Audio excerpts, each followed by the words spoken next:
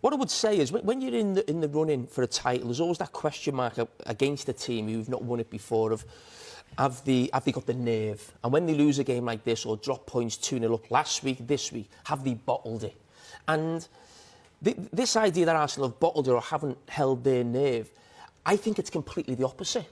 Because when you're talking about someone maybe getting nervous in a run-in, you can't play as well as they did in the first half an hour at Anfield or the first half an hour of this game. If they're going into that game tense, worried about fixtures, worried that City won, the football was out of this world. The problem Arsenal have had in the last 2 weeks is they got complacent, they got cocky.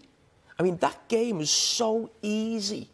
I was commentating on the game. I couldn't believe there was a way West Ham could ever get back in the game. The only way they could get back in the game was Arsenal doing something stupid. We spoke about Xhaka last week doing something silly in a different type of way and getting Liverpool maybe back in the game in the crowd.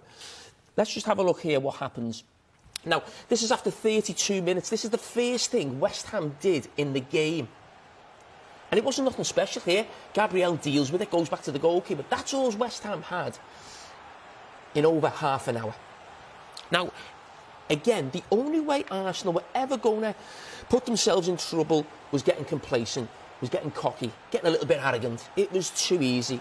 And I just want to stop it now, because the ball's now going to go into this man, Thomas Partey, who's really poor, I must say that. But I mentioned in commentary, Declan Rice 2 or 3 times early on in the game tried to go after him. Now, you very rarely see a holding midfield player from the opposition make that run to the opposition's holding midfield, because it's such a long run, and you see how far away he is right now as he reads that pass. So, credit to him, he makes it. But what doesn't help is Thomas Partey has a little look, he sees him coming, he's now made a poor first touch. Now, I just want to use Ben here next to me. Now, you've made a bad first touch. We're talking about a really powerful man. All he has to do there is just get his body in the way of Declan Rice, and the ball's there. Declan Rice is not knocking him off the ball. He's not. And I'm convinced if that game is at 0-0, Thomas Partey does that. He uses power, he uses strength. The game has become so easy.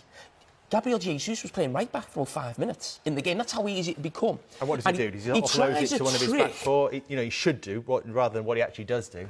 You don't try a trick like this. You shouldn't even do that in training. Trying to flick it past someone on the edge of your own box. Again, it's complacency, because the game's so easy and then the panic kicks in.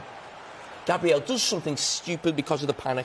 Penalty. It then becomes 2-1. And the crowd's up at this point, Ben. Do you feel, when you're on the pitch, because it's something we talk about, momentum and the crowd having an impact, does it feel like that when you're actually on the pitch?